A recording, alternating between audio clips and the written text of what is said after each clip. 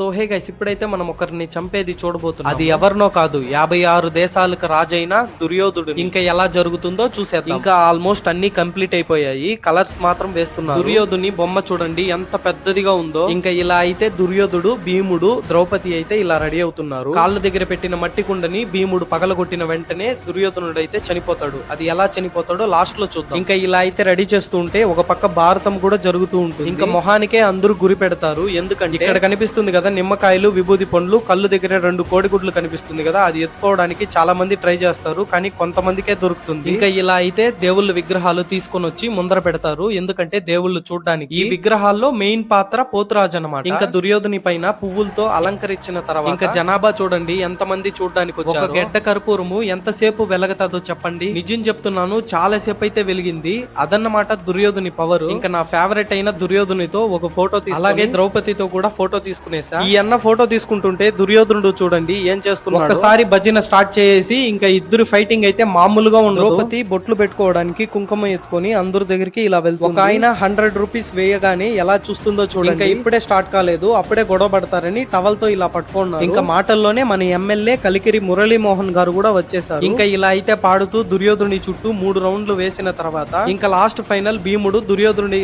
కాళ్ళ దగ్గర ఉన్న కుండని పగలగొట్టిన వెంటనే దుర్యోధనుడికి ఉగ్రం వస్తుంది. అందరూ విభూది పండ్లు, నిమ్మకాయలు ఎలా ఎత్తుకునేసారో చూడండి. లాస్ట్ కి ఏవి మిగలదు. మనం కూడా బంకమట్టి కొద్ది ఎత్తుకున్నాము ఇంట్లో దేవుడి దగ్గర పెట్టడానికి. సో ఫైనల్ గా అందరూ ఇలా మొక్కునేసాము. దుర్యోధన్ని చంపేదైతే ఇలా జరిగింది. వెళ్లే ముందు లైక్ చేసి సబ్స్క్రైబ్ చేయడం మర్చిపోకు. మరొక వీడియోలో కలుసుకుందాం.